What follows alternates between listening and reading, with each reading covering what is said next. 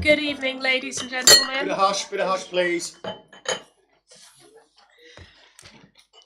Good evening, ladies and gentlemen. Welcome to this evening's meeting of the Shadow Overview and Scrutiny Committee. In order to assist in the process this evening, I must ask that everyone ensure their mobile phones are either switched off or on silent mode. We would be grateful if you would remain quiet whilst the meeting is in progress. I'd like to remind everyone present that this meeting will be filmed by the Council and broadcast live on the internet and will be capable of repeated viewing. If you are seated in the chamber, it is possible that the cameras will capture your image. By your presence, you are deemed to consent to be filmed and to the use of those images and sound recordings for webcasting and/or training purposes. As the chairman of the meeting, Councillor Weinhonig can, at his discretion, terminate or suspend filming, if in his opinion continuing to do so would prejudice the proceedings of the meeting, or if he considers that continued filming might infringe the rights of any individual or breach of any statutory provision. Finally, there are no planned fire drills this evening. If the fire alarm sounds, please evacuate the building immediately via the emergency exit at the rear of the chamber or back through the main doors. Please remember that this is a meeting where, whilst we ask serious questions, we ask them in a manner which is appropriate to the other members of the meeting. Thank you, Vice Chair. Okay, could we go to item agenda, and welcome again, everybody. Could we go to item agenda 1, which is apologies? Thank you, Chairman. Apologies have been received from the following members: Councillors Mark Anderson, Stephen Bartlett, Fred Neal, Jane Newell, Ron Parker, Sue Spittle and Chris Wakefield. Item 2, substitute members. Councillor Paul Hilliard is substituting for Councillor Fred Neal, Councillor Elaine Atkinson for Councillor Jane Newell, Councillor Judy Butt for Councillor Ron Parker and Councillor Susan Phillips for Councillor Chris Wakefield. Item 3, declarations of interest. Do members have any declarations of interest on the agenda items before you this evening? No, I shall record that as none. Item 4, confirmation of record of decisions. Item A, to confirm the record of decisions from the meeting held on the 11th of October, which are circulated with your agenda pack. And item B, to consider the committee's action sheet, which is also circulated. Are we all agreed?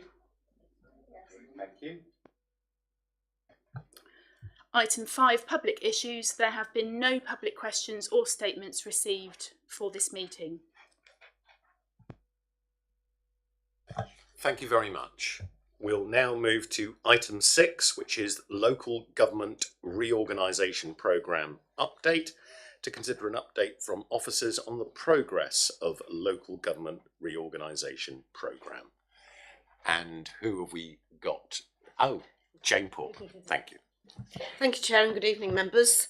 The report that has been prepared and published for the Shadow Executive Committee's meeting, their meeting on the 7th of November at item 6, includes an update on the programme. And if I could identify the progress update starting at paragraph 4, I'll take you through the relevant paragraphs and then be happy to answer any questions, Chair. So at paragraph 4, there's a brief summary of an update of our work with MHCLG on the parliamentary orders, and Tanya Coulter will be providing an update in the next in your next item of the progress that's being made there. There's been quite a lot of intensive work on the parliamentary orders, and that is progressing well. At paragraph 5, this is confirming that phase 2 of our overall programme is now moving into its implementation phase. So we have two types of pieces of work that members of the executive are engaged in. Firstly, delivery boards. We have 4 delivery boards. They are progressing well, and we have members of the executive committee aligned to those delivery boards.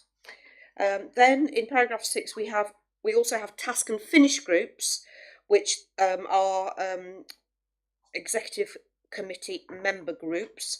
They've been convened and are now in the process of undertaking the tasks required.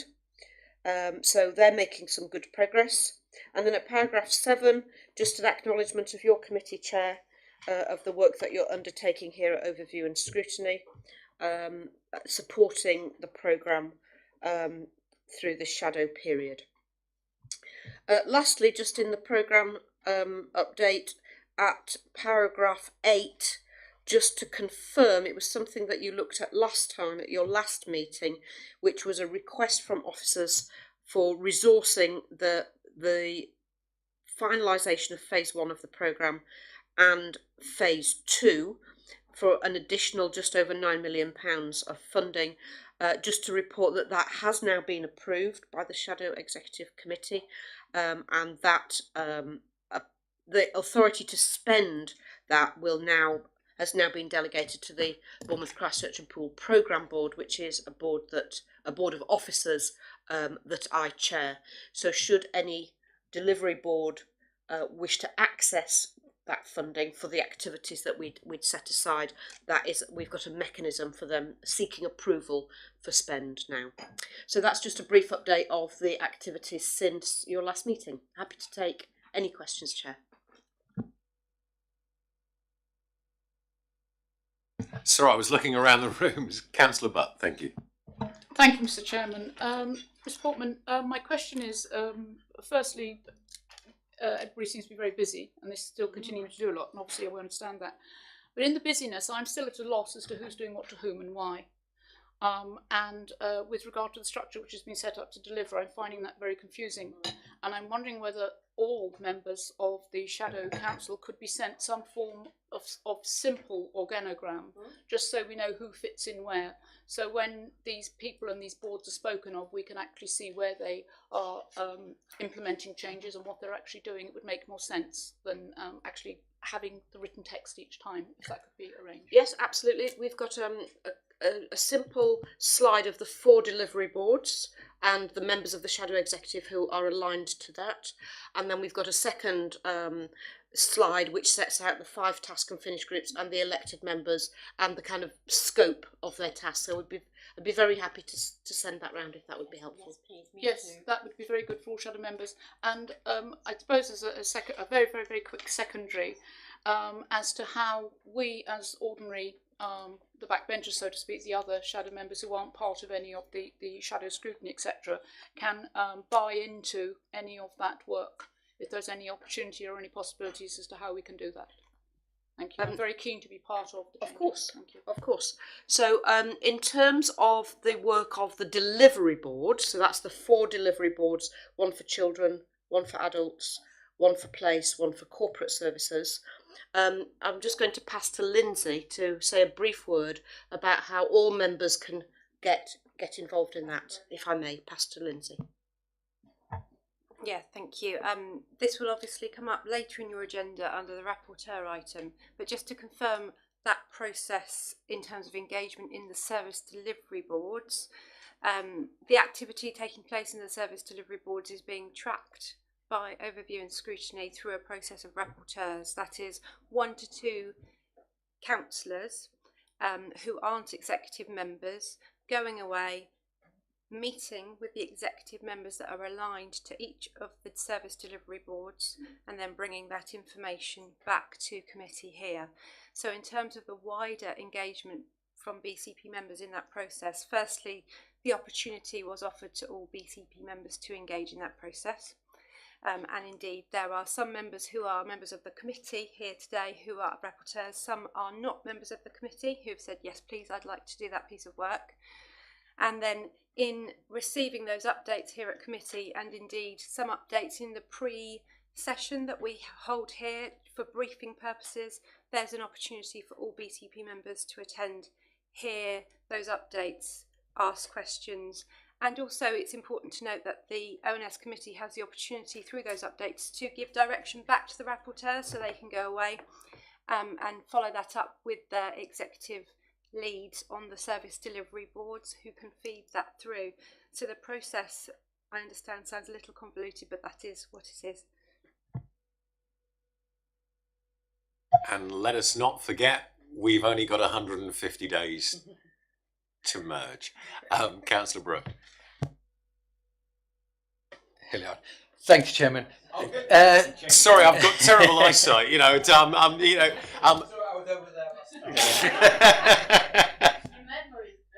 Just on a similar point of information for wider members, is there an agenda, a published agenda, which is possible for the programme boards, and are there, in effect, minutes or reports coming out of those, which could be disseminated down?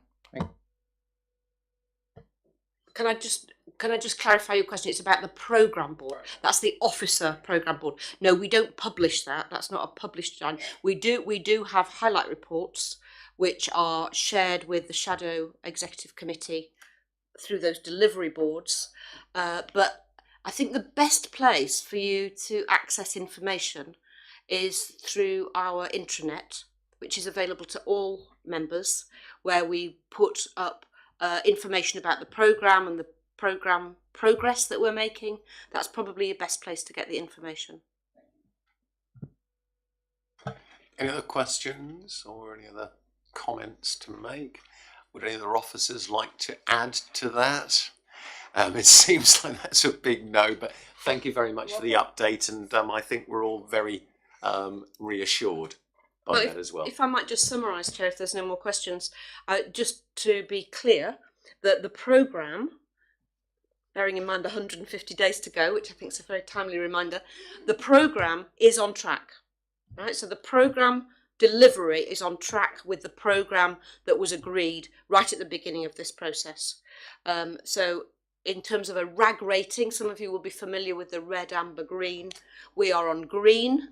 There are a few elements that perhaps are on amber because we've still got some further work to do to get them into the right place. But overall, the programme is on green. I want to just reassure members that it is on track, that the budget that has been agreed is under the budget that had been estimated by the local partnerships piece of work that was done originally as part of the business case. So I feel confident to say on behalf of the whole programme that at this moment in time, it feels like we're delivering what we said we would deliver, that was approved as the programme, and that we fully anticipate delivering all services safely and legally on day one. Because this is a recorded meeting and we had a pre-session, I'd just like for the record to raise that at our pre-meeting next time, we will be scrutinising the risk register. And I think, as I say, since this is a public meeting, I'd like the public to be aware that that is a priority that we'll be looking at. It's not that we're doing it behind closed doors because we don't want it to be, it just makes it a little bit easier, and we will then report that feedback at our main meeting next time. So if we would please continue, we'll now go to parliamentary orders update, which will be Tanya Coulter. Thank you, Chairman. I will start and introduce the first points, and then Adam Richards will come in and update on the finance order and council tax harmonisation issues. Firstly, the report going to the Executive Committee next week covers the work that's been undertaken since the report went 2 months ago to the Executive Committee on preparing and implementing the necessary parliamentary orders to enable the transfer of the functions to take place next year. So there are 3 key areas covered in that report. First of all, there's a huge amount of work has been underway going through the provisions that need to be contained in what's known as an affirmative order. So this is a regulation, a statutory instrument that will be laid before Parliament and go through both houses and be positively voted on. And that will contain provisions relating to issues such as charter trustees for Bournemouth and Poole, the civic functions, the way in which historical assets of the councils will be dealt with. So we'll deal with the historic mayoralty and functions of the 3 towns. So that order will contain provisions relating to that. It will contain amendments to existing legislation that are necessary to enable the functions to transfer in March to April next year. So there's a lot of technical work going on just to amend the existing legislation where necessary for things such as the Port Health Authority, SIL, planning policy processes and the such like, to ensure that we are able to function next year. So that's a lot of work going on in the background through discussions with MHCLG to enable us to get to that point. In addition to that order, there will also be the order containing the arrangements and the outcome of the boundary review. And that is likely to be laid before Christmas, following the outcome which was published at the end of October this year. And that will be, in all likelihood, then go through Parliament and be passed in January. We will then be setting up the election to work on the basis of those new boundaries.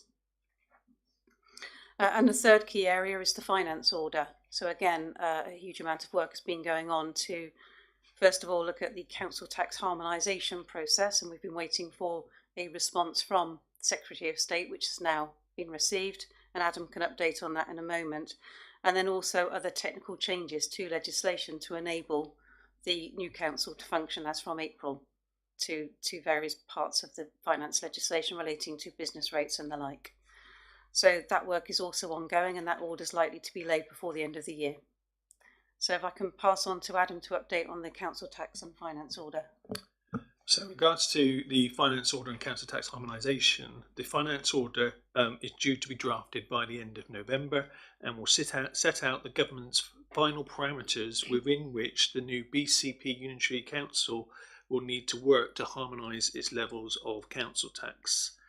To support this process, the Minister for Local Government has written to Councillor Janet Wharton in her capacity as the chair of the BCP Shadow Executive, to the local MPs for the area, and to all the leaders of the predecessor councils on the 17th of October, setting out the approach that the Secretary of State is minded to adopt. Appendix A to the report includes a copy of this letter.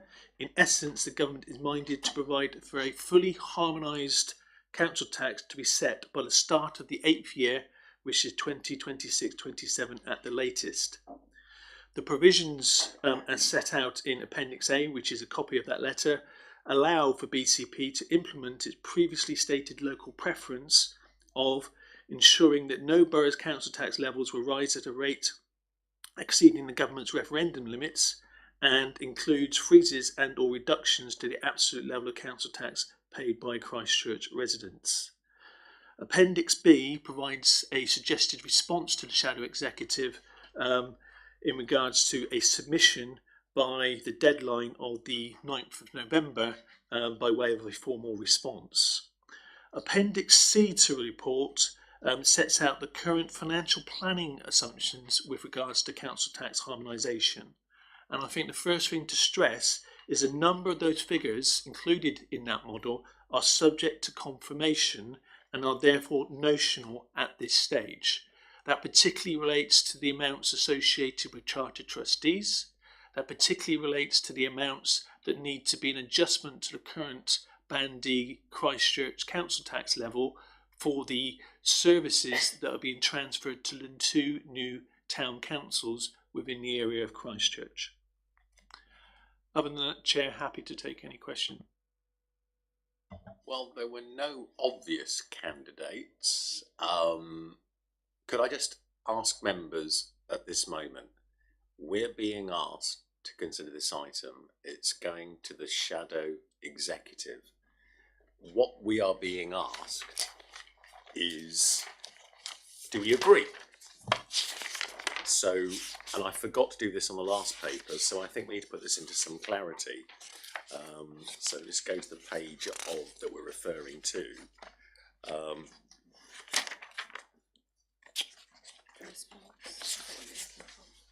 No, it was, sorry, I'll just go back. So I thought I had it there, that's okay. So what we have is a recommend that the Shadow Executive Committee notes the progress made to date and approves the suggested response as set out in Appendix B to the government proposed principles for council tax harmonisation. Thank you.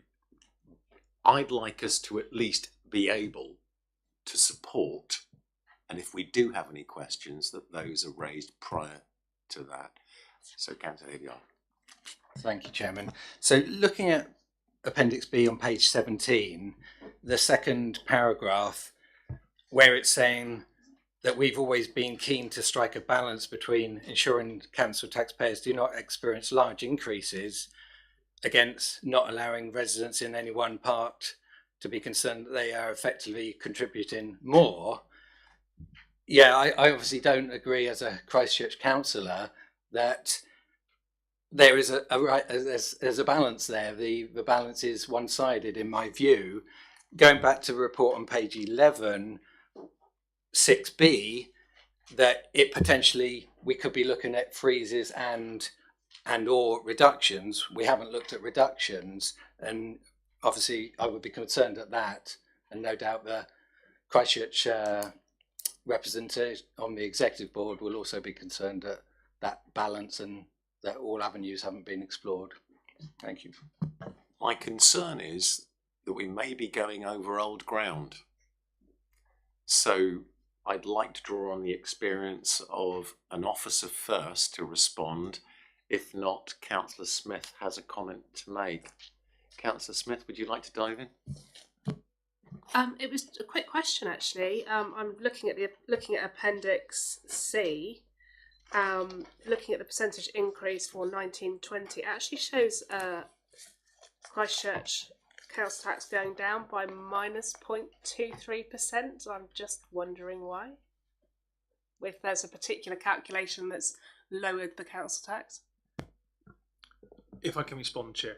The reason why there is that adjustment, and as I said at the outset, these are just notional figures at this moment in time to get us for a feel as to how this will work. But clearly there is work being undertaken. But in Christchurch, as far as I'm aware, a decision has been made to set up a new Christchurch Town Council and a new Highcliffe and Warkford Town Council. The functions being transferred to those two new town councils are currently performed by Christchurch Borough Council. Okay, so therefore the Band D of Christchurch Borough Council needs to be adjusted for those activities that have been transferred to new town councils, because they will be separate precepting bodies that will appear on Christchurch's residents in those particular areas' bills. I can't recall before Councillor Clark whether it was Councillor Judy Budd. Thank you.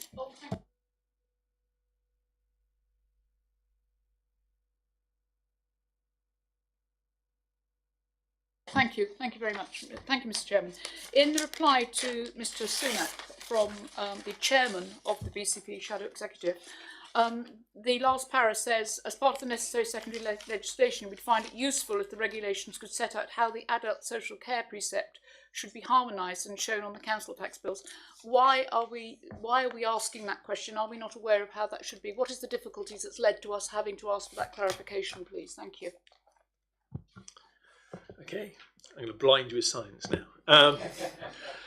And apologies if I tend to lose you on this journey, but the current council tax bills in each area, the Band D for the Christchurch charge, the Poole charge and the Bournemouth charge is broken down into two elements. One is, if you like, the charge for that council, and there's also a separate line which relates to the social care precept. Okay, so we have an issue in the sense that we have 3 different council taxes in those areas, but we also have 3 different social care precepts. And the bizarre thing is the social care precept in Christchurch is £102.03, which is actually lower than the social care precept in Bournemouth at £104.40. Now, the reason why is the social care precept in Christchurch was a precept on 80% of the bill, i.e. the Dorset County Council element of the bill, whereas in Bournemouth and Poole as unitary authorities, it was a precept on the overall bill. Have I lost you yet? So my question to them is that there's been a lot of discussion around how we harmonise, if you like, the charge that includes both elements over that period.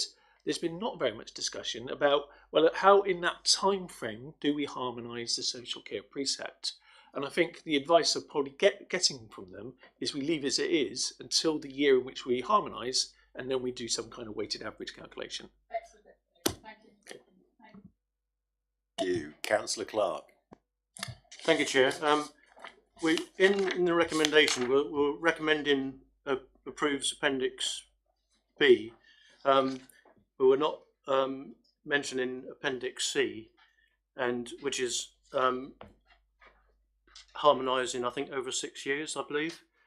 And should we have any recommendation towards that? Because that was what we, when we had the initial figures, we were looking at 3 years and 6 years for harmonisation, and do the officers believe that the 6 years seem to be most favoured by the officers, and would the officers confirm that that's what they wish to go forward, and whether we should be involved in approving it or not? Cheers. Okay. I think the response needs to be in the sense that Appendix C is currently the preferred option of the shadow executive. And that's why Appendix C focuses particularly on, if you like, that period of harmonisation as opposed to any other of the options that we previously looked at or previously considered.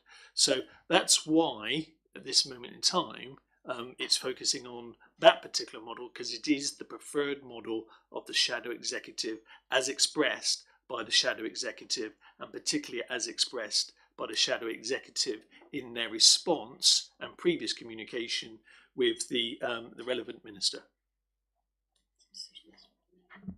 I go back to one of the prime, the foundations of why we're here is we need to assess the risk. So is there a risk that any residents will be detrimented? Is there any risk to the budget in the short term? Else, I don't feel that we can do any more than actually endorse the recommendation to Cabinet. Councillor Bath. Thank you, Chairman. I think that a little bit of clarification on where Christchurch rests with this might be useful. On Tuesday, we had a full council meeting, and a motion was put to that full council and was approved by full council with regards to council tax harmonisation on day one.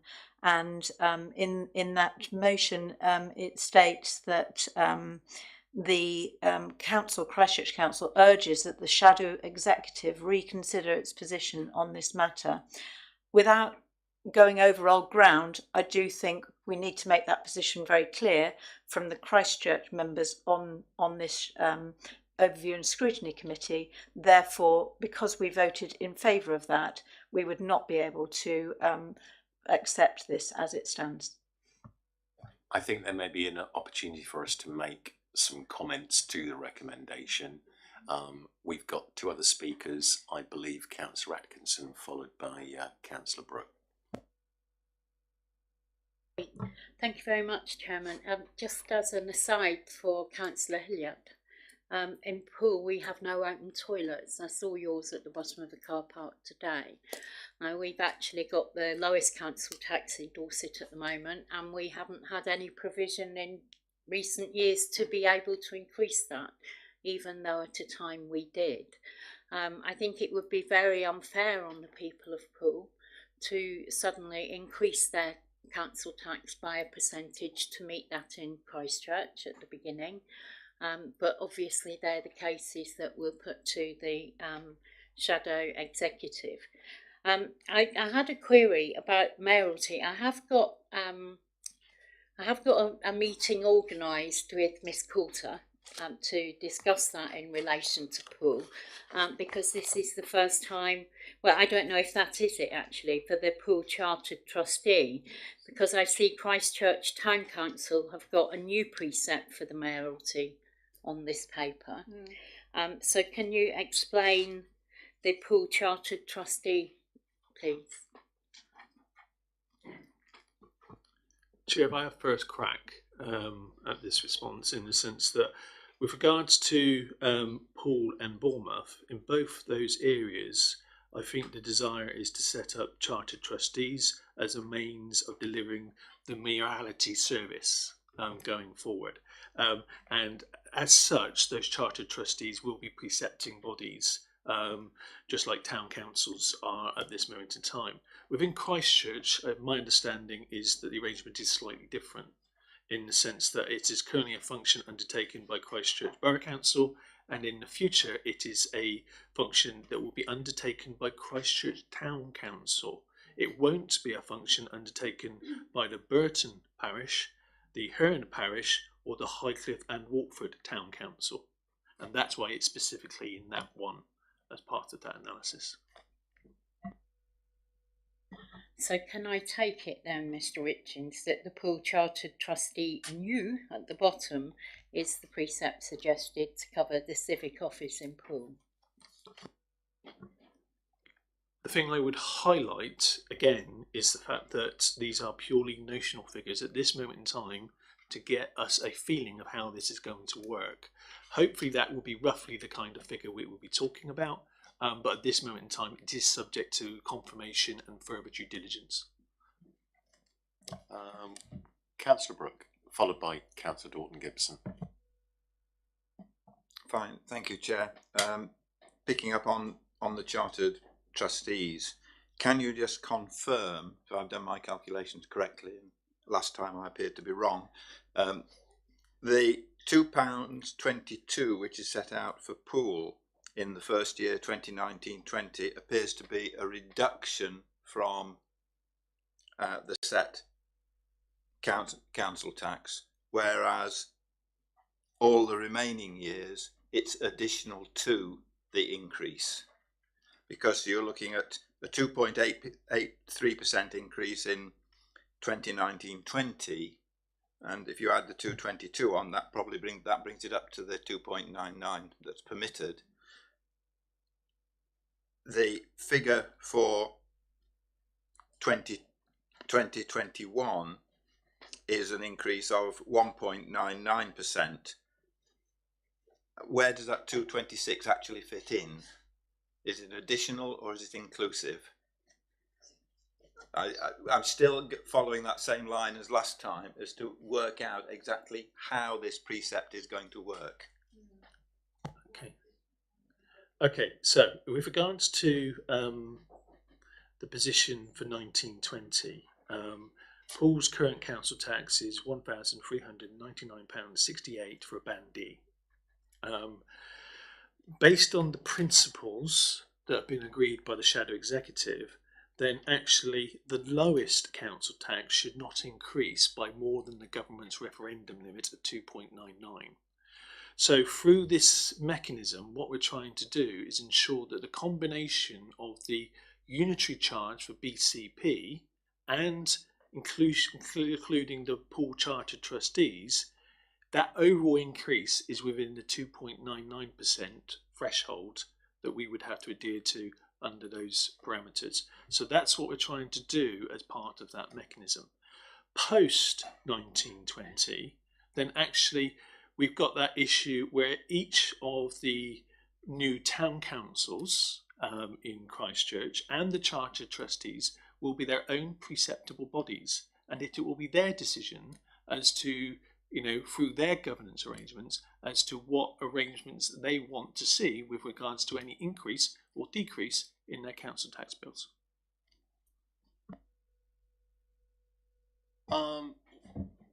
Councillor Dorton-Gibson. Just going back to the Appendix B discussion a moment ago, am I not right in saying that it doesn't actually say what happens to Christchurch council tax in that letter? I see no reason we can't support it, because it doesn't actually say what happens. It just says there's the principle we're going to apply. It does not limit or define it. Is that a fair statement? I think that's a fair statement, and I think that the letter makes it very clear, however, that the Shadow Executive are endorsing the local preference, which was key to the shadow executive in its previous representation to the Secretary of State.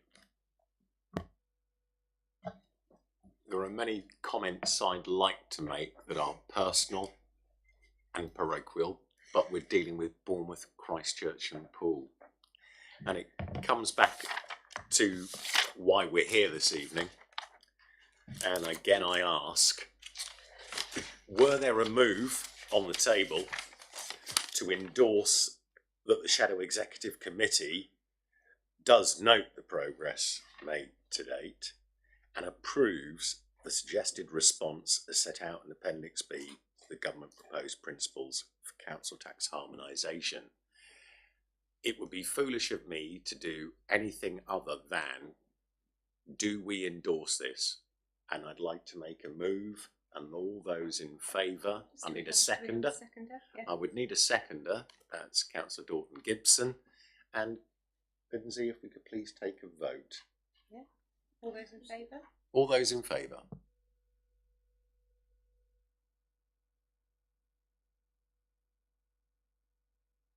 Those against?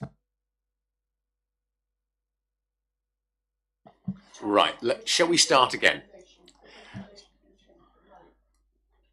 Are we, I think just to be succinct, are we comfortable with the recommendation made? And at the moment, that is the move, which has been seconded by Councillor Dalton Gibson. Sorry, Mr. Chairman, could I just Yes, take please. us back to item 6? I expected to come here this evening to consider an update from officers of the Progress and LGR programme. I haven't had time to consider whether I would approve this letter or not, or wish to recommend it for approval. So I don't feel that I could support that. But I was not expecting. You're quite entitled to abstain. Thank you very much. I wasn't expecting the recommendation to change. Thank you, Mr. Chairman, for your understanding. So I'll hand over to Lindsay for clarity. Can I just clarify for the benefit of Councillor Butt, we're on item 7 of the executive papers at which the recommendation is contained, not item 6. Let's do item 6, we'll come back to So just to confirm that that recommendation is within the report of item 7.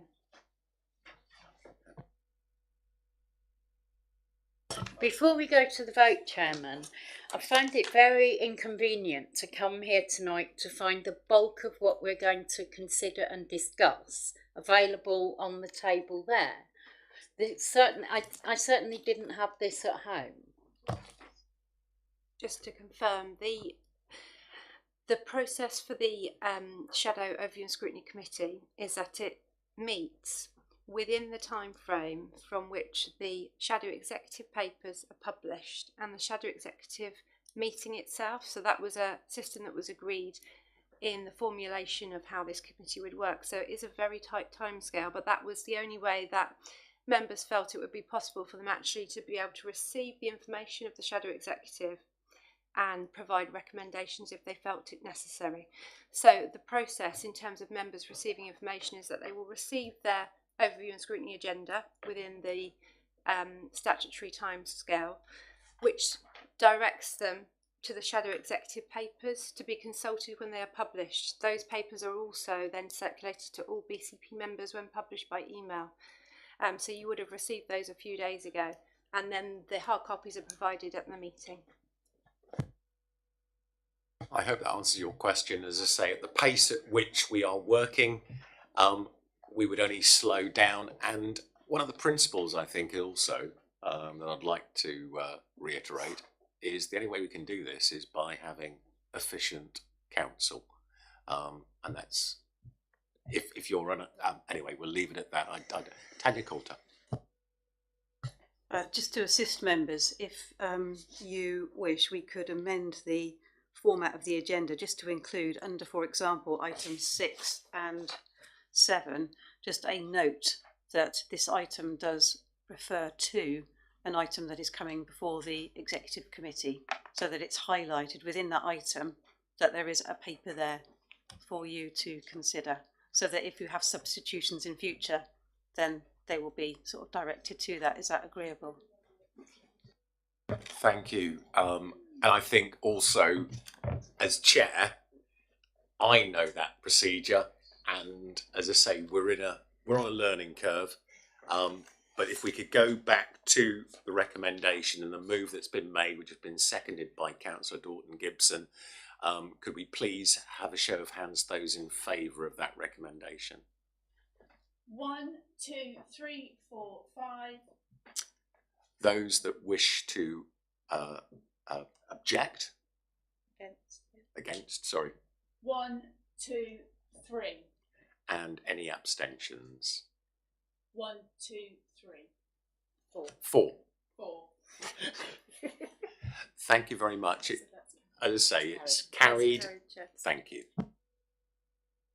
Can we now move on to the next item on the agenda, which is, gracious me, even I've just got item 8, rapporteur update. So, Do you want me to give us a very brief outline first? yes, I will hand over to Lindsay, who will give us a very brief outline. Thank you.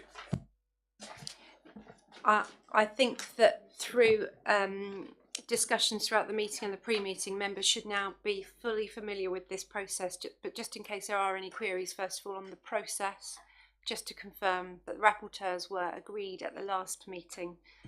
They go away and seek information from the executive members that are aligned to the shadow executive delivery boards, and then bring that information back to the committee here today. The purpose of the rapporteurs is to seek strategic level information, understand what's happening in terms of transition to the new authority, and crucially to understand if there are any risks that the Shadow ONS committee should focus in on further.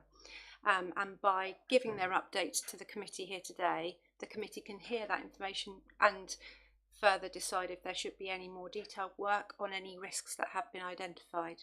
So today is the first set of updates from those rapporteurs. And there are 4 groups of rapporteurs who can give updates, so I think we'll just move through them, Chair, and receive the updates in turn, and there's opportunity then for the ONS committee to challenge those rapporteurs or feedback any information that they may want to go back into that service delivery area. Well, could we invite Councillor Liesl Smith and David Dorton Gibson to provide an update on adults, please? Thank you. I've agreed to give the update because obviously I have a little bit more experience than Liesl in this subject. We were looking at the adult social care side and we met with the Bournemouth cabinet member. The Poole cabinet member was not able to be there. And obviously the Christchurch cabinet member doesn't have a current role in adult social care. The work streams that he's responsible for are said to be on target, although the RAG status shows red, and that's largely a question around both finance and in Bournemouth. Literally last week we've just launched a new IT system for adult social care. So obviously that's a time of great risk whenever you introduce new IT systems, that things can go wrong. Christchurch, the residents will move into that same IT system. Obviously they're currently administered through Dorset County Council, and as we move towards them being part of the new independent council, they will move into the same mosaic system that Bournemouth is using. As I say, largely red because of the new IT risk. We also have Tier 2 recruitment going on during November. Talking about the risk as far as that's concerned, probably the biggest risk that exists is what you might call disaffected staff. In other words, people who don't get a job that they might want. We can't afford to have people leaving before the councils are actually unified into the new council, because we have enough work to do running our own councils plus the extra work. So that was a risk we felt was relevant. If there aren't roles, then ignoring the legalities of 2-pay transfers, of course it may be that some people will get made redundant as a result, and hopefully getting a redundancy rather than choosing to leave early may encourage people to stay. We, as an authority across the 3 current authorities, have to make savings of, as we talked earlier, circa 12 million. And obviously that's always going to be a risk, particularly when adult social care is such a very, very significant part of the overall budget. Although, of course, in the In the budget statement, the Chancellor announced something over £600 million. We haven't yet been told how that will be allocated between the different authorities.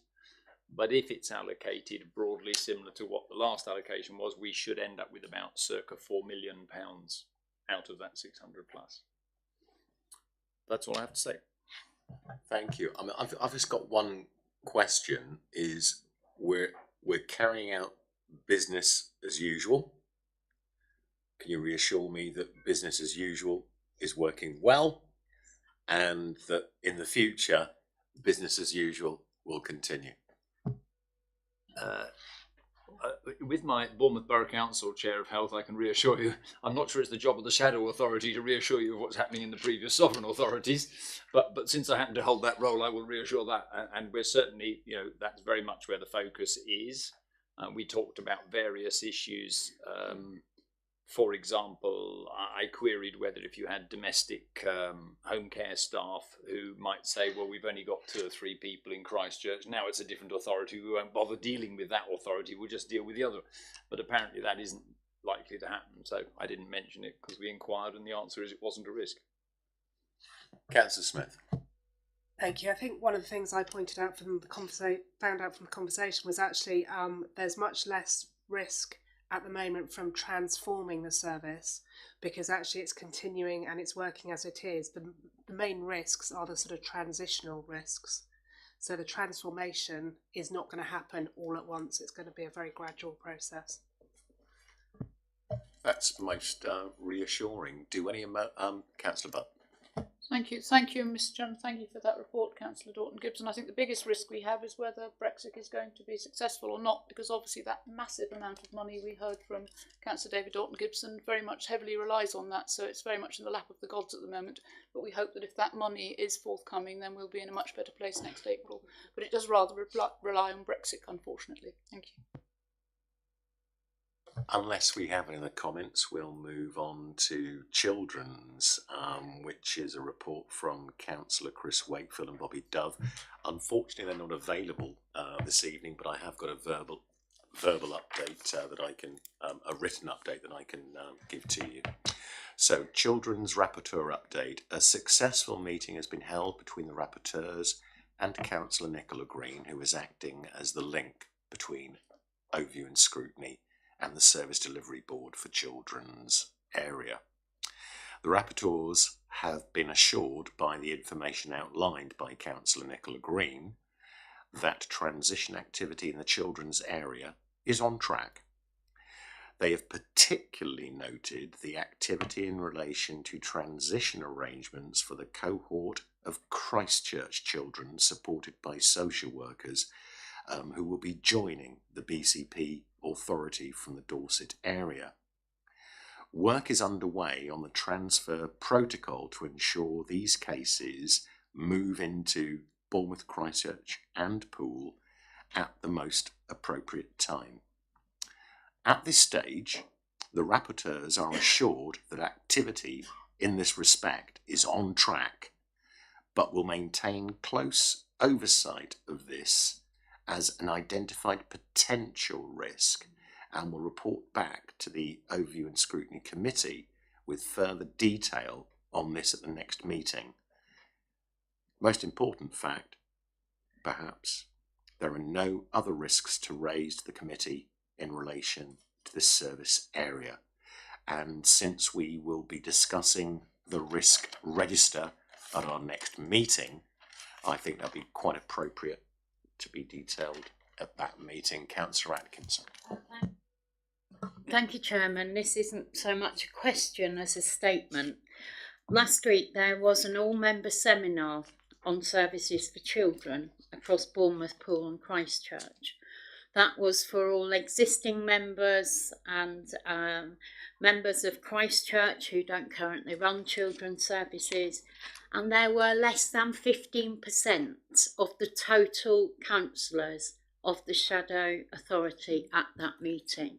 That was an absolutely appalling turnout, one of the biggest responsibilities we have as a council, and in terms of risk is to make sure the services that we provide for our children and our vulnerable adults are properly supported by us all.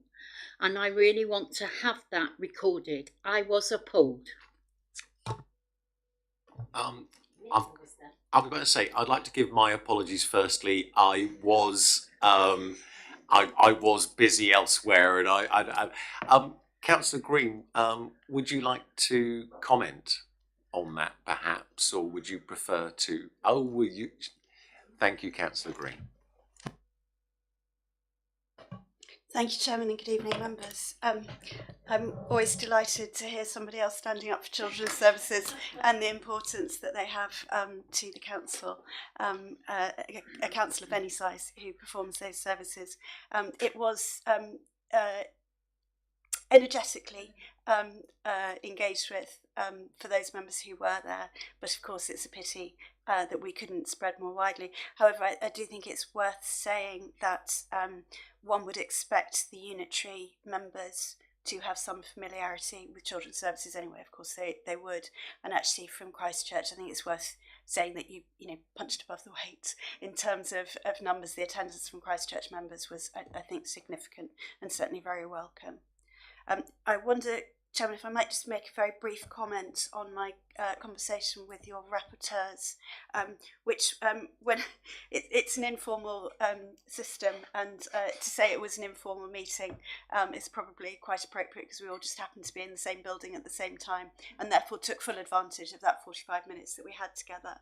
And I'm very grateful for Councillor Dove's feedback to you. But I would just like to, just for you to note, that following on from Councillor Dorton-Gibson's views, the IT system is clearly it's the same thing that's happening in children's as in adults. So it's a risk, but it's a mitigated risk, one which we understand, and that work is ongoing to to make sure that that's having a minimal input. The tier 2 recruitment, clearly the same thing applies. And also, we need to ensure the appropriate workforce. Workforce in children's services is something that it's not just a regional; it's a national picture. And so, when we say the recruitment is ongoing, it absolutely is, and it's we're absolutely determined to recruit the very best staff that we can. But in terms of members of this panel understanding risk. That's something that we're concerned about and addressing, but it is a national picture.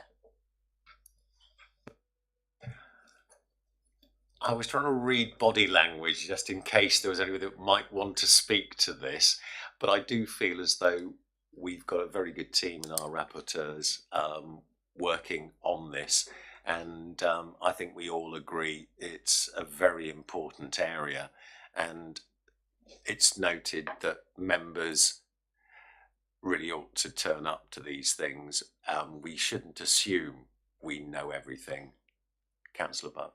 Thank you. Yes, that was just because, and in fact, that is in fact a small identified risk in the fact that if members don't have that knowledge and that availability of training, they are inputting all the time and having to have an understanding in their wards, etc. They do need that. So that in itself is identifying a risk, which I'm glad we were able to bring here today. And thank you for acknowledging that, Councillor Green. Thank you. Thank you, Mr. Chairman. No, thank you. We'll now go to the Place, Economy, Environment, and we have Councillors Claire Bath, Sue Spittle and Marion Pope. Who's going to lead on that this time? It's me again.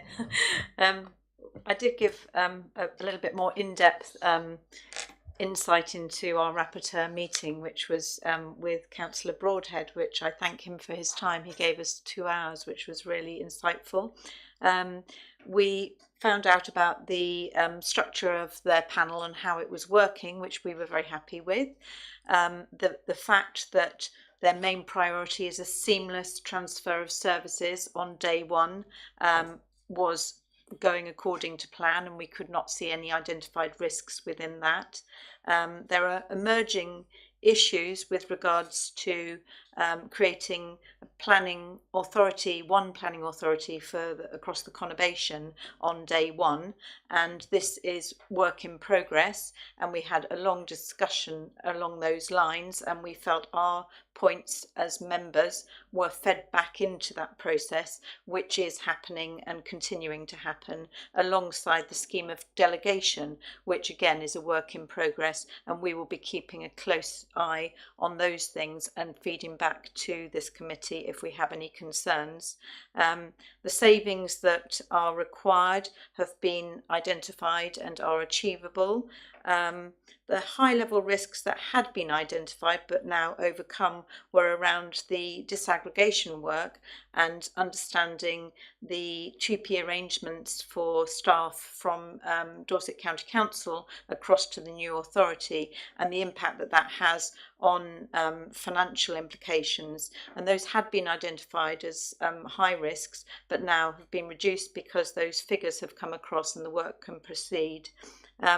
We had a very good meeting. All of the areas of our key lines of inquiry were covered, and we were happy that we were listened to, and it was very much a collaborative process. I don't know whether Marion wants to add to that, but I was happy, and we've got another meeting planned after the next delivery board, immediately afterwards actually, so that Councillor Broadhead can feed back to us again to continue the process.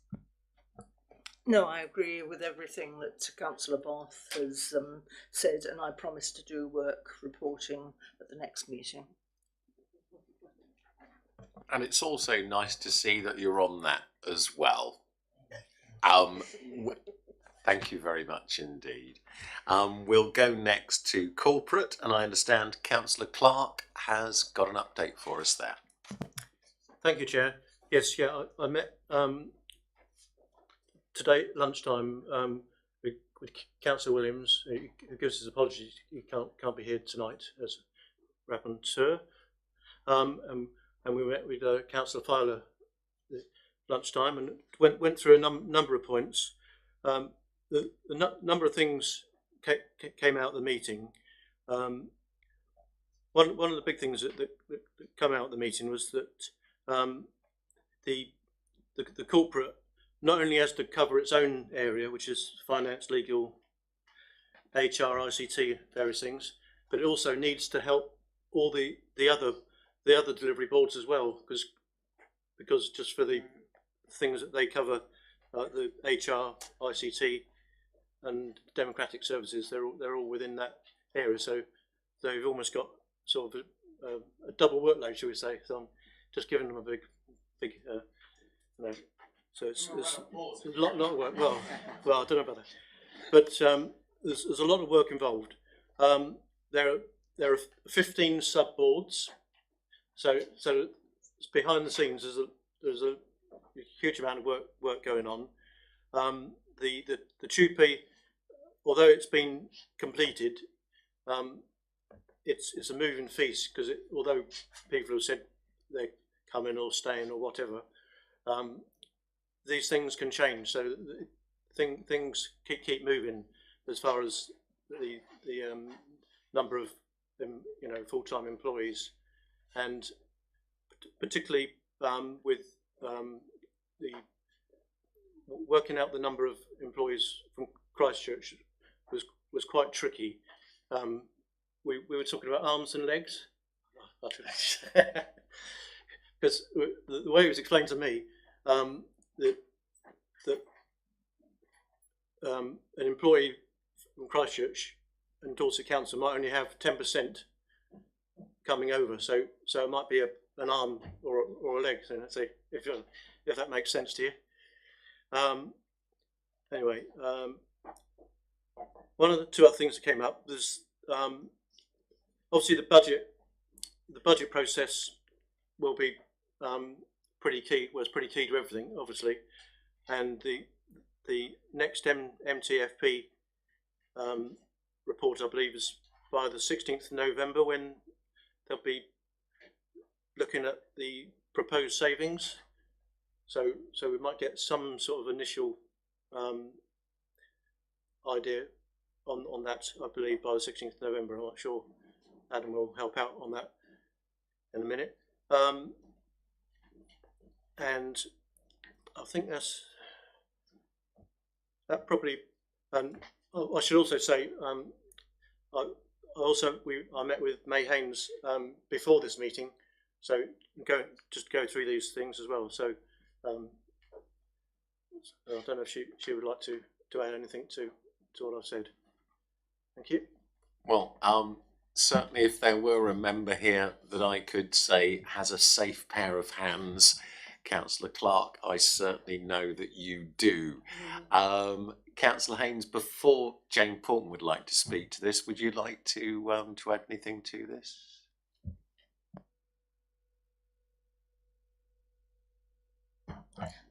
I don't thank you, Chairman. I don't specifically have anything to add other than the fact that, just to reiterate, you may have heard that there is talk about vertical and horizontal work streams, and that arrangement applies to corporate services in as much as the vertical is doing work for their own area and the vertical is supporting everyone else.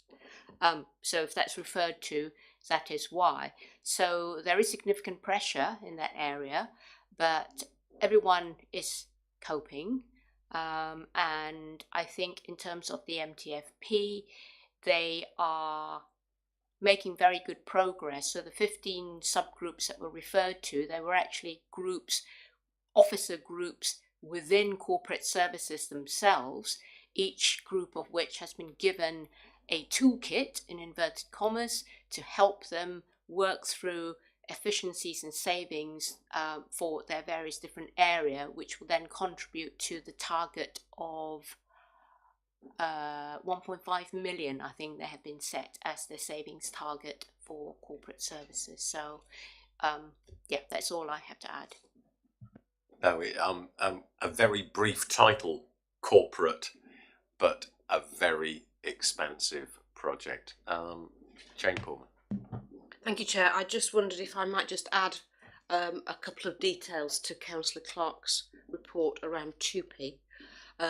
Because there are, in summary, every member of staff has now is either on one 2P list or the other, one for the Bournemouth, Christchurch and Poole Council or the other for Dorset Council. So there are some members of staff who were given the opportunity to express a preference because they actually have contracts in Christchurch and East Dorset, which are described as 50-50 contracts. In other words, they do 50% of their work in the Christchurch area and 50% of their work in the East Dorset area. So actually, they could express a preference for which 2P list they wish to go on, and that was probably going to be determined by travel to work, kind of criteria, which council would be, more convenient for them to work. But there are those 2P lists, people have now are on one or the other. The point that Councillor Clark was making around Dorset County Council colleagues is a slightly different one, in that there are some officers who work for Dorset County Council for whom most of their work is done for Christchurch residents. And if it's most of their work, then they will go on the Bournemouth, Christchurch and Poole 2P list. If it's just some of their work, so, less than 50%, they will go on the Dorset Council 2P list. But that doesn't mean to say the work that they do for the Christchurch residents doesn't still need doing. So in other words, the work will be done by Bournemouth, Christchurch and Poole Council, but the staff won't have transferred, the staff who currently do the work. So that is an area that we then have to say, well, okay, can that work then be covered by the staff that we will have in the Bournemouth, Christchurch and Poole Council, or not?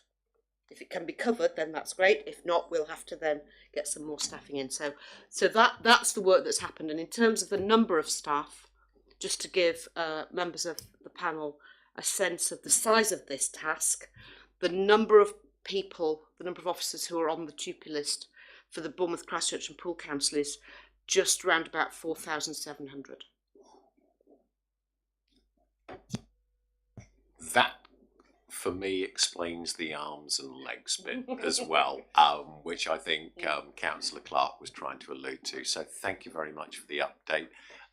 We have in order Councillor Butt, Councillor Dalton Gibson, Councillor Bath and Councillor Smith. Oh, sorry. Councillor Smith does not want to speak. Thank you, Mr. Chairman. So, with that whistle-stop tour through an extremely complex area, Ms. Portman, am I to understand then, or are we the committee to understand that the intention is for eventually to have a sort of sovereignty of Bournemouth, Christchurch and Poole of the new authority so that people just work for us, or will there always be the shared provision of staff between Dorset and Christchurch? I didn't quite understand that part. Thank you. Every member of staff who currently works for any of the current councils are now on the list for either being a member of staff for the Bournemouth, Christchurch and Poole Council or a member of staff for the Dorset Council. So there won't be any members of staff who are shared across in that sense. So everyone will be employed by either the new Bournemouth, Christchurch and Poole Council or the new Dorset Council. Could I just ask whether we've made any assessment that if we have, say, 28 arms who are working for Christchurch, is it worth, although it may be a minority of a large number of people's time, my concern is that if we say they all go to Dorset, Dorset will end up paying redundancy money and we'll end up trying. So I'm just wondering whether, if you've got 28 staff who've got one arm working in Christchurch, whether we need, say, 3 of those staffs to true pay to the Bournemouth Christchurch Poole Authority and the rest to pay to Dorset. Can I just say, Councillor Dalton Gibson, that is a very pertinent question. It is absolutely the case that in every area of our work now, that assessment, as you say, is being undertaken. So your example, your hypothetical example is we've got 28 people who all did a bit of work for Christchurch residents in one particular service area. That service area now needs to undertake an assessment of whether the 28 bits of work add up to one full-time job or more than one full-time job or whatever it happens to be. And then they need to determine, can the staff that they've already got on the TUPE list do all the work that is necessary in that service area, including that work for Christchurch residents, or will they need to recruit more staff? So that is a kind of options appraisal that will need to be done in all service areas.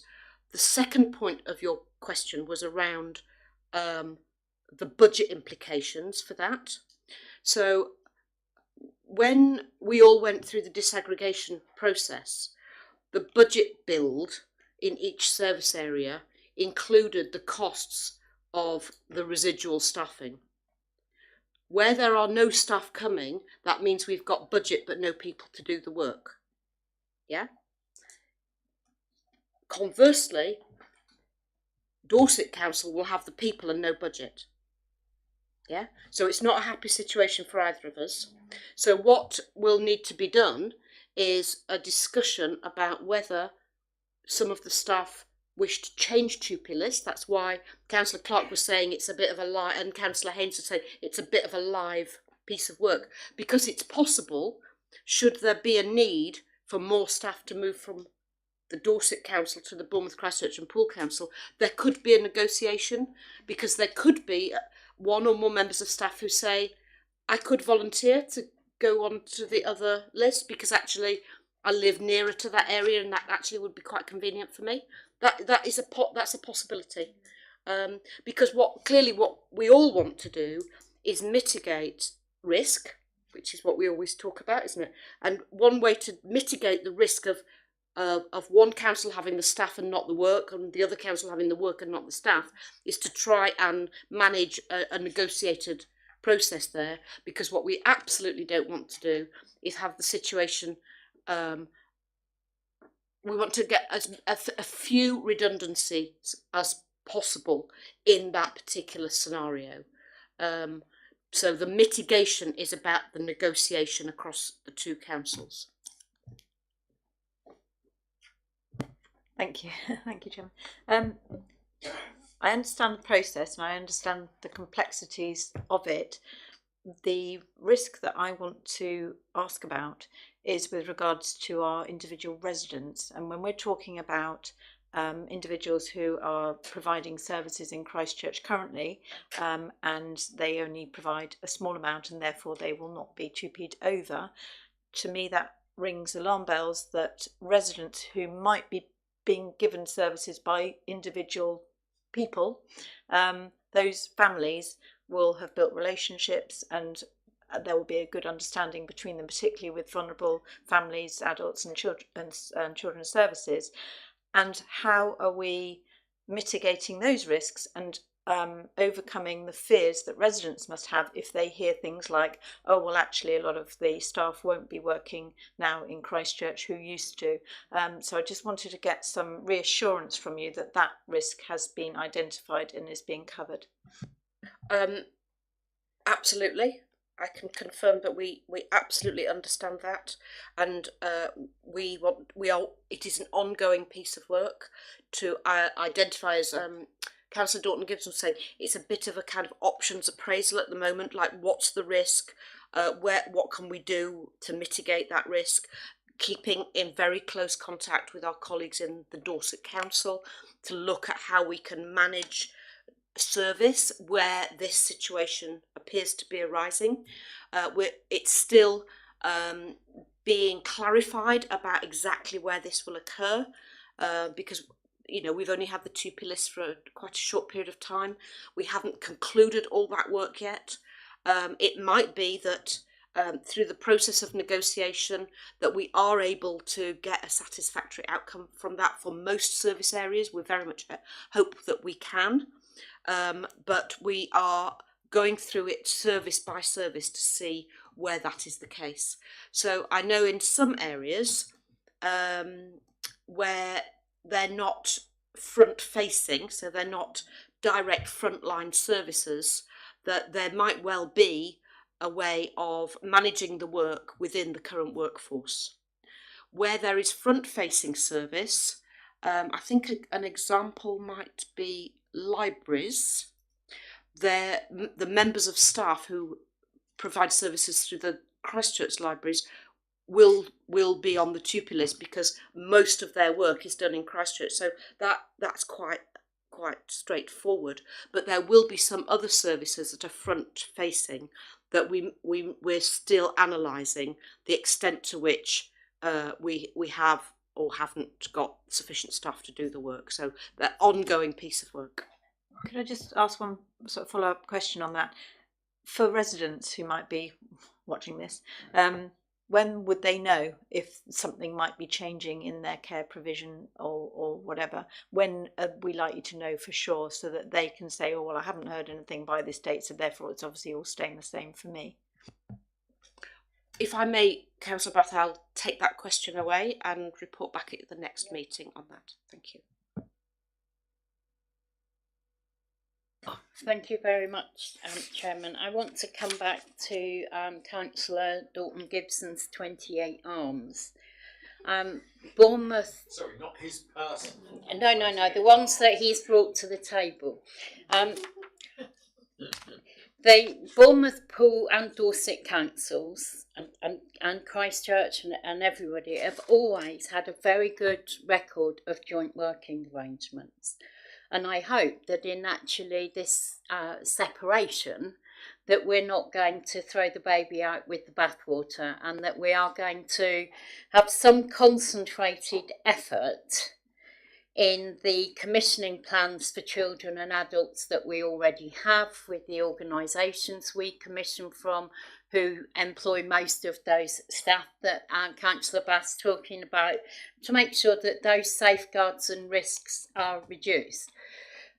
I was involved with the NHS when it reconfigured in the early 90s, and that too had a relatively short timescale.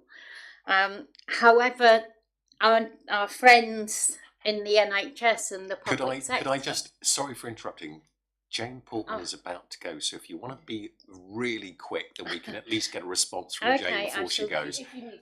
I'll do well. I'll do my best, and I think Jane that we do need that. I'm concerned that people will take redundancy and want to come back to work for the other council.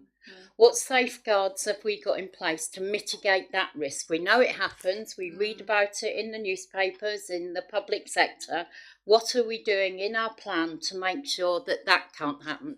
I'll leave that bit there, but I do have another point that I want to come back on. Do you understand what I mean? Yes, I do. Yeah.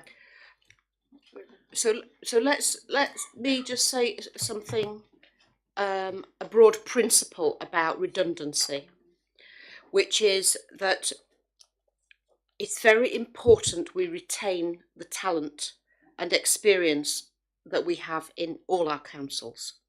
So as a general principle, we are looking to mitigate any redundancies. That is not what we're setting out to do. However, there will be in some services, there will be more people than there are jobs, because there will be somebody who does a job in Christchurch and the same job is done in Poole and the same job is done in Bournemouth, and there are 3 people broadly do the same job and there might only be a need for one job. So there will be occasion when there needs to be a discussion with those individual post holders about how we get to a position of having one person to do that one job. The way that we will try and do that is to work with those individuals to see if any of them are interested in a voluntary redundancy rather than having to go down the compulsory route. So we are trying to mitigate against redundancies. If there are people who take a redundancy either through a voluntary route or through a compulsory route, then of course once they have left the organisation, after a period, they would be entitled to apply for a job in any other council. But to reassure you, we are trying very hard not to lose any staff that we possibly can. Thank you for that, and I'd just like to say that I've met many people who aren't as honourable as we are around this table over time. But can I just make a plea that in the information we put out to the public, as with the issues raised by Councillor Bath, that we actually seek to reassure people about our commissioning arrangements, our joint working, that will protect those services, because those staff will be worried and those service receivers will also be worried. By way of reassurance, absolutely, completely agree. And for all residents who receive services, particularly those who receive social care services, either vulnerable adults or children and their families, absolutely need that reassurance. Completely agree with that. Councillor Sue Phillips, and out of all of the departments where you're saying there might be surplus and looking for voluntary resignation, how many departments, pro rata to each other, have that situation compared to falling short for a smooth transition to keep things seamless? I think Councillor Phillips, as of today, I would be unable to answer that question. I don't think we've done enough analysis of that yet. I don't think we've got to the position of knowing exactly what that is across the whole council. But I think what we could do is, record your question and come back to that at an appropriate time when we're closer to the work. thank you very much. Any other officers that would like to make any comments? None there. Thank you very much indeed, and thank you, Jane, for all your help this evening. I do appreciate it. We've covered that, so we're now going to item 9, which is the Overview and Scrutiny Design Working Group update. Before we go to that, just wanted to raise an item that came up at our, which was raised as a question. And that was a request to discuss the retention of the flood advisory group in the new Bournemouth, Christchurch and Poole structure. During the course of the update on our OS design working group, I'd like Lindsay to perhaps explain a little bit of that and what's been going on. Our next meeting of which is tomorrow, and you'll also be highlighting, I think, a diary date for November 20th. Over to Lindsay. Thank you, Chairman. Yes, members received an update on the first meeting of the ONS Design Working Group at their last meeting. A meeting hasn't taken place since that last committee meeting, but as the Chairman says, one is scheduled for tomorrow. But a great deal of activity has been taking place in that work area in the interim. A call for evidence was put out to all BCP councillors and officers for examples of good practice in scrutiny that the ONS Design Working Group could take account of, and a variety of responses have been received, which will be really helpful for the working group to look at. And officers have been able to secure engagement with the Centre for Public Scrutiny on behalf of the ONS Design Working Group. The Centre for Public Scrutiny has provided support in terms of the design of ONS arrangements for the Shadow Authority. In effect, what you're doing here today, they supported that design. They support councils across the country in that respect, and they're able to attend the meeting tomorrow, and they have worked with officers in the interim period to suggest areas of good practice that may align to what the ONS Design Working Group have said they would like to do. And just as a brief recap, at their first meeting, the Design Working Group said that there were a set of key principles that they wanted to be reflected in the ONS function in the new authority. And so the Centre for Public Scrutiny have helped us to look for areas of good practice that align to those principles. And just to highlight, as the Chair mentioned, opportunities for wider member engagement in the design of ONS arrangements and also in the wider constitution design for the new authority.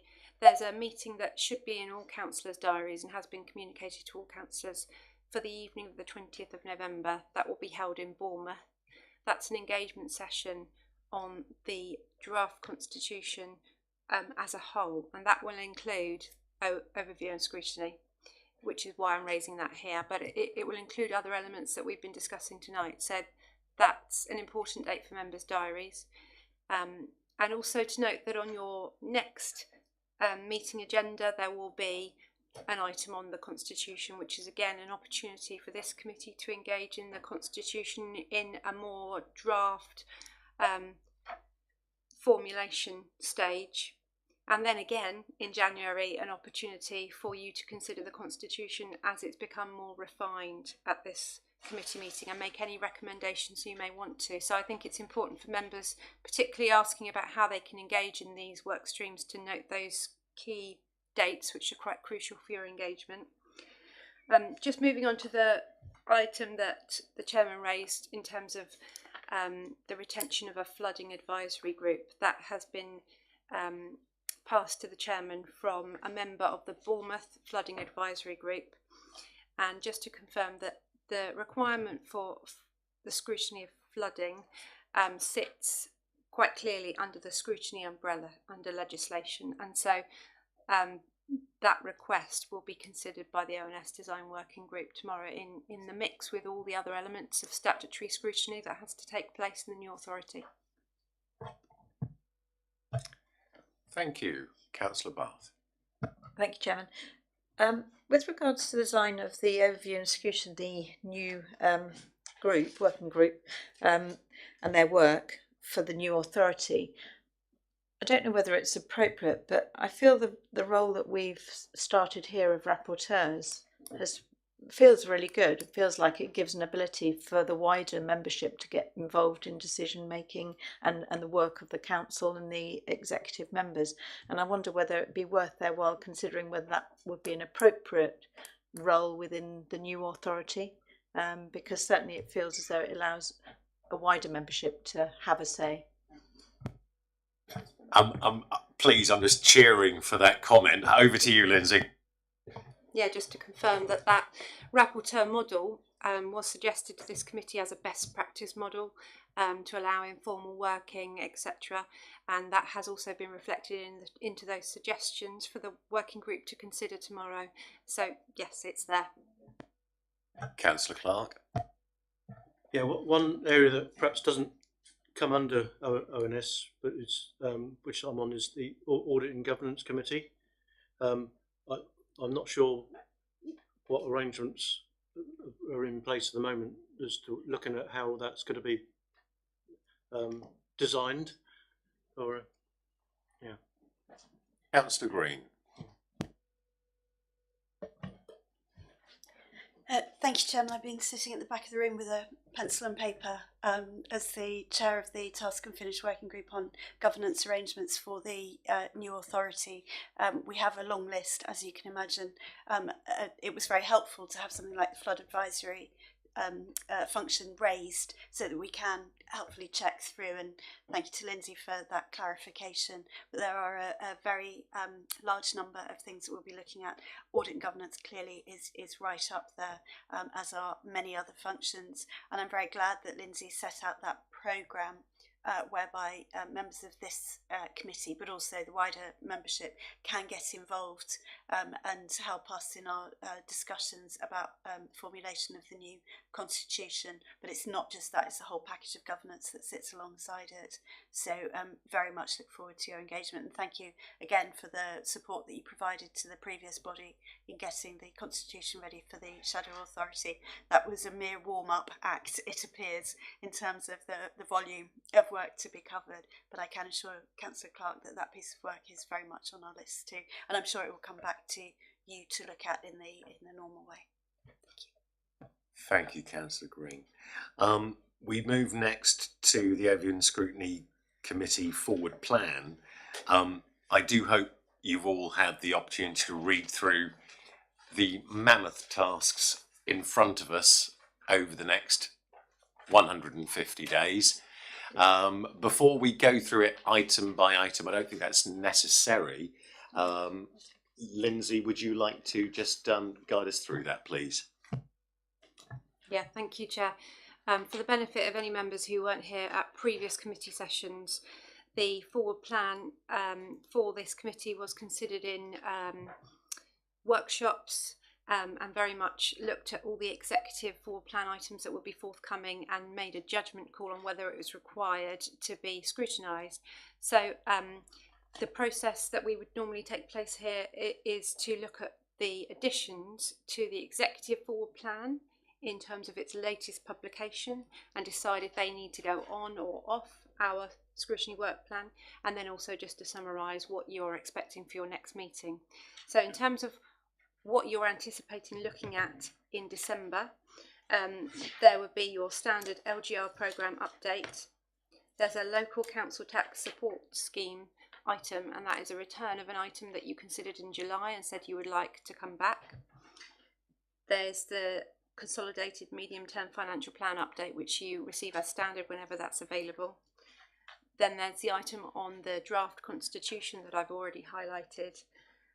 Your update on the ONS design working group as you've had today, and again your rapporteur updates as you've had today. So it's a fairly heavy agenda. Throughout this meeting we haven't noted any particular items that you've said need to come to that meeting in addition to what's already published in your forward plan. And that just leads me to take you to the executive forward plan, and just to highlight one additional item for January, which is titled Project Admiral. This is an item where the Shadow Executive Committee is being asked to look at this item as a consultee rather than a decision maker.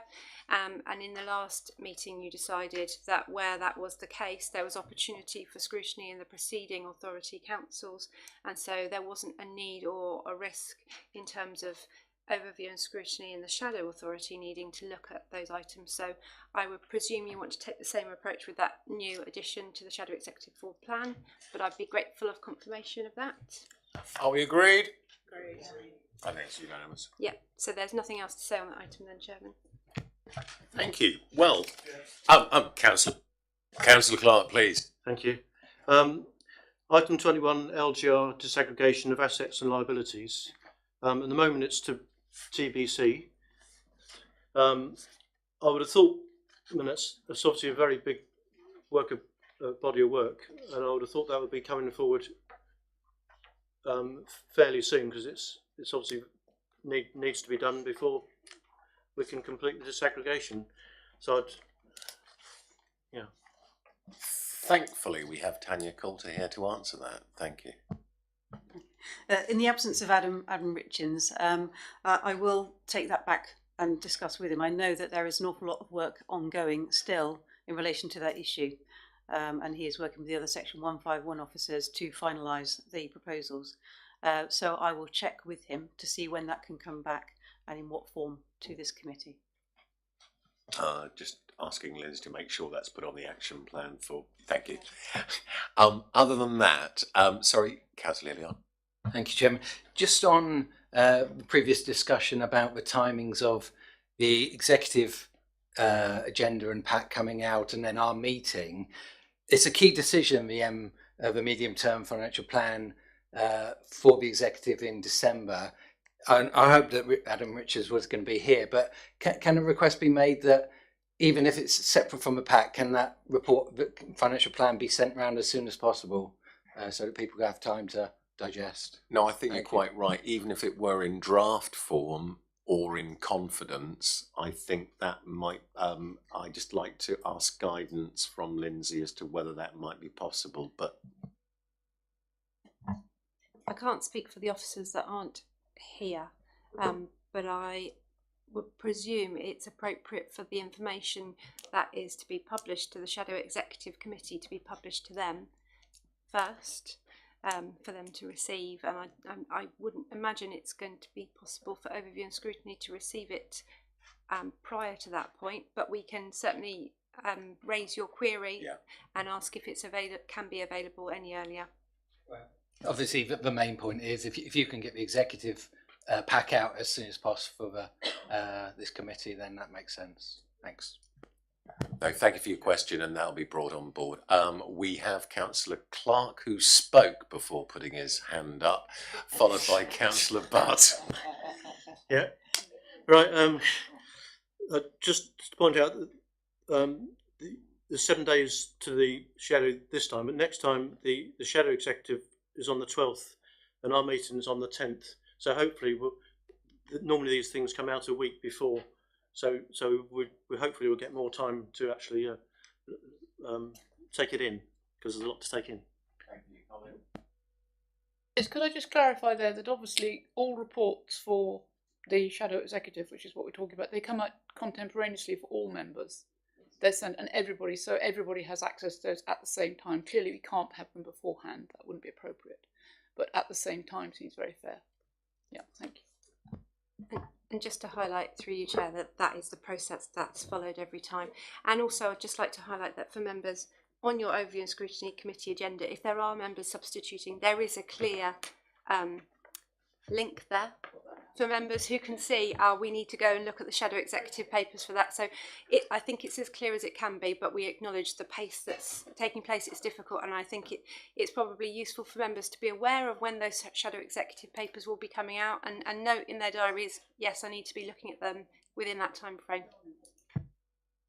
It's a very relevant question, and again, the pace at which we are working means that, we've all got to step up our game as well for our residents.